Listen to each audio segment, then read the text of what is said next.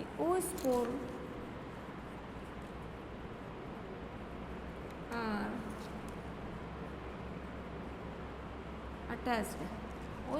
are attached on the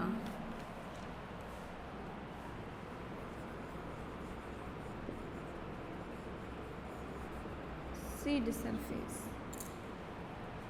according to Sharma, Agarwal and Singh's 1944. It is a havage oospore are attached on the seed surface. So disease caused of seed borne pathogens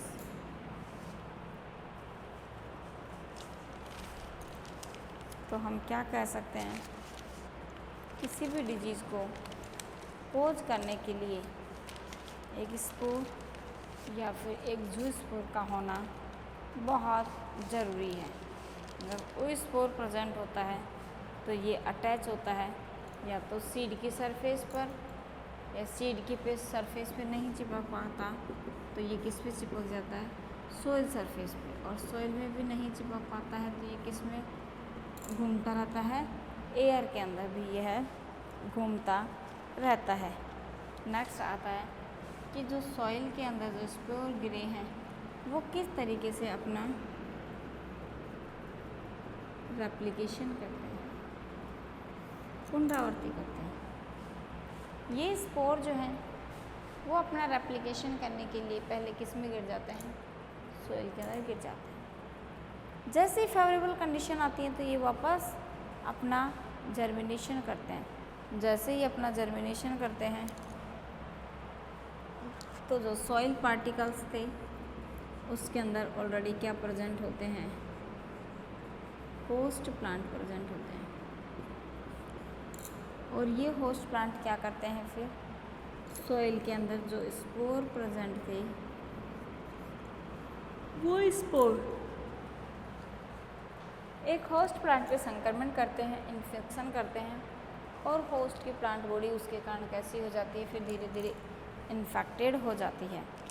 next बात करते हैं अपन ज़ूस्पोर की, कि जो ज़ूस्पोर बने थे initial stage में एक एंथ्रीडिया और एक ओगोनिया के फ्यूज़न के द्वारा, वो ज़ूस्पोर किस तरीके से अपना मूवमेंट करता है, किस तरीके से अपनी फ्लैजिलाओं को गिराता है, और किस तरीके से अपनी फ्लैजिलाओं को गिराने के पश्चात इन्फेक्शन करता है, यानी अपना अदर होस्ट जो है उसको ढूंढने का काम करता है।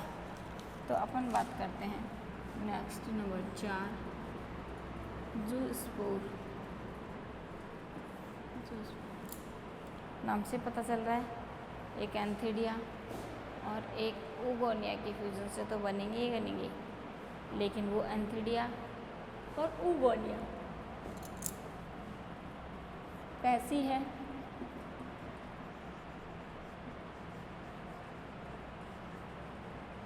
विदाउट फ्लैजिला, यानी कि जो फ्लैजिला उनके अपेक्स पार्ट पे या इंटीरियर या पोस्टीरियर पार्ट पे प्रेजेंट है वो फ्लैजिला धीरे धीरे क्या हो जाती हैं, गिर जाती हैं। तो ज़ूस्पोर के लिए अभी मैंने आपको समझाया था क्या टर्मिनोलॉजी यूज़ करते हैं, oospore, क्या टर्मिनोलॉजी यूज़ करते हैं, oospore टर्मिनोलॉजी यूज़ करते हैं। ये oospore क्या करता है, बाद में अपना इन्फेक्शन करता है। कैसे, जैसे ये oospore है, सिंपल सी बात है, ये अपना जर्मिनेशन तो करेगा ही करेगा। जब ये जर्मिनेशन करके और अपने योग्य बन जाता है तो जो प्लांट की लीफ होती हैं वो क्या करती हैं, अपना संक्रमण करती हैं। प्लांट की लीफ के ऊपर एक होस्ट प्लांट संक्रमण करता है। जैसे ही ये प्लांट की लीफ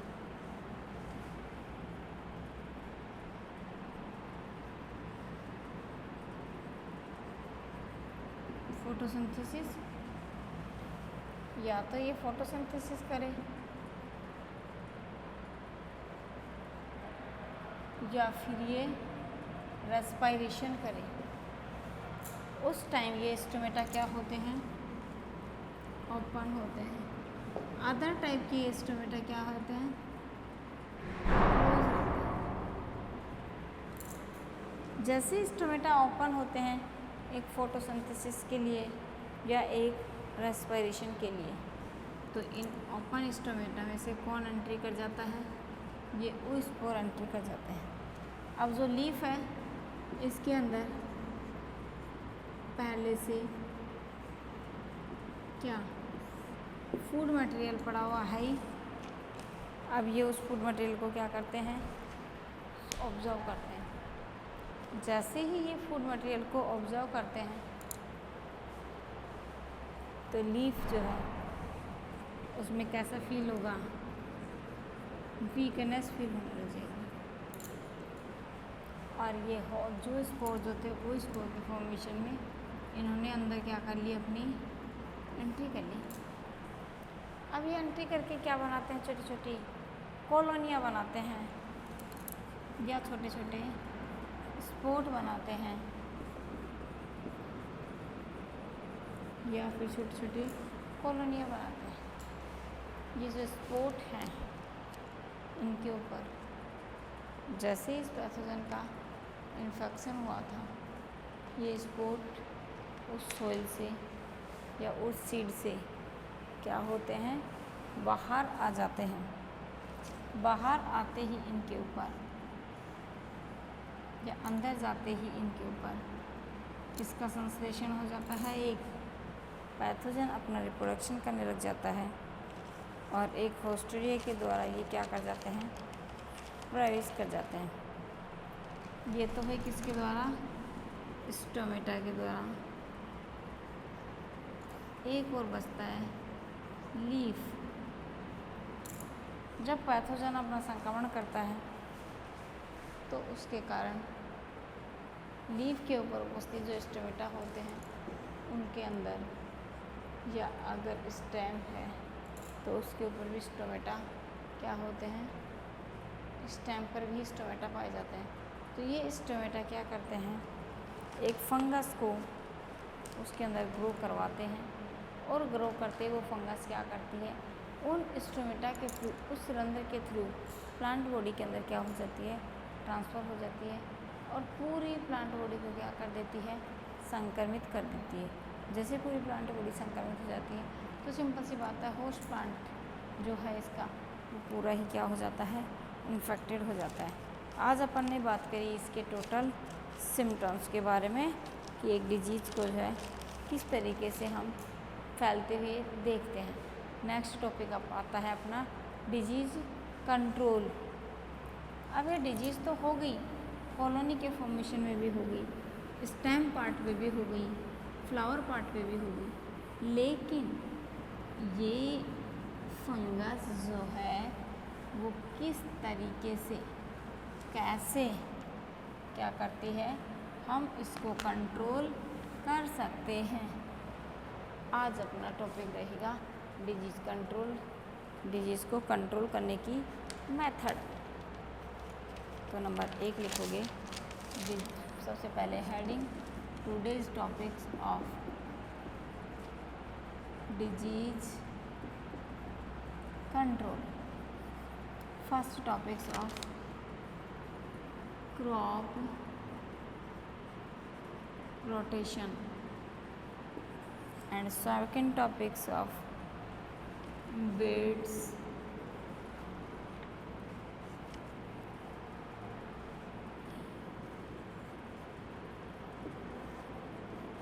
irrigations, beds का irrigations, and third topics of fungicides, Bordeaux mixture, and the third, fourth disease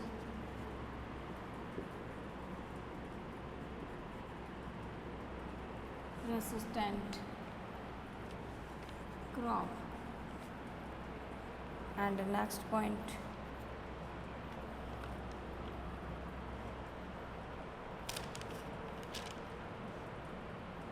crop rotation, weeds, irrigations, fungicides, spore free used.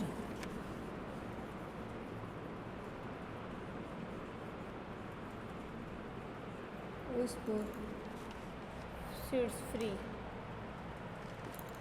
हम एक बार इनके बारे में थोड़ा सा डिस्कस कर लेते हैं। Crop rotations, it means different crops are rotate of per years, like a bajra, mustard, like a maize and sisal, Brassicaceae families. So seeds irrigation, weeds irrigations. Weeds is a weeds plants. Jaipur is a some plants of weeds, but it is different types. But hilly stations are crop rotation are very interesting. And weeds irrigations, कई आपने देखा होगा कि कई ऐसे जीव होते हैं जो आज इस भूमि पे यहाँ प्रेजेंट हैं, कल वो यहाँ प्रेजेंट नहीं होंगे और उनके स्थान पर क्या हो जाएगी, वीड्स हो जाएगी। तो हम इसे क्या कहते हैं, वीड्स का रोटेशंस। नेक्स्ट आता है कि मान लो सीड के ऊपर इन्फेक्शन हो भी गया तो आप उस सीड के इन्फेक्शन को कैसे कम कर सकते हो। तो इसका सबसे बेस्ट ट्रीटमेंट होता है क्या, कि सीड्स को वाटर के अंदर डिजोल्व करो 4-5 घंटे के लिए। जैसे उसको फेवरेबल कंडीशन मिलेगी तो वो स्पोर क्या करेगा, अपना जर्मिनेशन करेगा। और जब वो जर्मिनेशन करेगा तो जर्मिनेट किए हुए सारे प्लांट्स को धूप में सुखा दो तो जर्मिनेट किया हुआ इसलिए क्या हो जाएगा, नष्ट हो जाएगा। लेकिन अपन बात करें फंगीसाइड्स की तो हम क्या कह सकते हैं कि प्लांट के ऊपर, ह्यूमन बॉडी के ऊपर किसका इन्फेक्शन होगा, एक फंगीसाइड्स का, फंगस को नष्ट करने वाले फंगीसाइड्स का क्या होगा, इसके अंदर इन्फेक्शन होगा। और इसको नष्ट करने के लिए किसका यूज करते हैं, बोर्डक्स मिश्रण का। नेक्स्ट आती है disease resistant crops, like a important crops but it is cause of resistant crops. तो रेसिस्टेंट क्रॉप्स जो हैं प्रतिरोधक क्षमता वाली किस्म के लिए हम क्या लेके आते हैं, सर्टिफाइड सीड लेके आते हैं, प्रमाणित बीज लाते हैं जिसके द्वारा कोई किसी प्रकार का संक्रमण नहीं दिखता है। और एक आता है स्पोर सीड फ्री। स्पोर जो बनते हैं उन स्पोर को इसने एक्सपेरिमेंट के फॉर्मेशन में क्या किया, सीड्स को ग्रो करवाया। जैसे उसने ग्रो करवाया तो सरसों के खेत जब उगे तो उसके अंदर वाइट कलर के रस्ट का क्या था, इन्फेक्शन था। लेकिन उसने क्या किया, अगली बार उसने टमाटो का प्लांट लिया, ब्रिंजल का प्लांट लिया और उसके ऊपर किसका स्प्रे करवाया है, एक केमिकल्स का स्प्रे करवाया। और उस केमिकल्स के स्प्रे के कारण जितने भी जो स्पोरेंजिया थी उन सबके क्या गिर गए, बिल्कुल उनकी फ्लैजिला जो है वो भी गिरने वाली होगी। उनकी जो लीफ थी वो नॉर्मल थी लेकिन उनका जो स्पोर्स का बैग था वो धीरे धीरे क्या हो जाता है, गिर जाता है। तो जो स्पोर थे जो एक बैग लाइक स्ट्रक्चर के अंदर भरे हुए थे वो सारे स्पोर पहले एक जू स्पोर के फॉर्मेशन में होते हैं, लेकिन वो जू स्पोर इस फॉर्मेशन में स्पोर जो होते हैं वो क्या करते हैं, अपने फ्लैजिलाओं को गिरा देते हैं। जैसे ही वो फ्लैजिलाएँ गिर जाती हैं तो किसके फॉर्मेशन में आ जाते हैं, वो स्पोर के फॉर्मेशन में आ जाते हैं। और ये स्पोर क्या करते हैं, जर्मिनेशन करते हैं फेवरेबल कंडीशन होने पर। और जैसे ही फेवरेबल कंडीशन में वो स्पोर करते हैं, जर्मिनेशन करते हैं, तो इस स्पोर क्या होते हैं, अपनी बॉडी से बाहर निकल जाते हैं। और ये स्पोर आगे क्या करेंगे, या तो जर्मिनेशन करेंगे या फर्टिलाइजेशन करते हैं। तो आज अपन ने जो है इस टॉपिक के अंदर देखा white rust of crucifer disease, उसका पैथोजन, उसका डिस्ट्रीब्यूशन, उसका हैबिट एंड हैबिटेट, उसके सिम्टम्स के बाद अपन ने देखी एटियोलॉजी और उसके बाद अपन ने देखी एपिडेमियोलॉजी और एपिडेमियोलॉजी के बाद में अपन ने देखा डिजीज़ कंट्रोल कि किस तरीके से हम इजी तरीके से भी एक डिजीज़ कंट्रोल को जो है वो हम लर्न कर सकते हैं। अब अपन चलते हैं नेक्स्ट टॉपिक पे और नेक्स्ट टॉपिक के लिए अपन डिस्कस करेंगे नेक्स्ट क्लास में। सो discuss the next topics next class. Today आज टॉपिक क्लोज।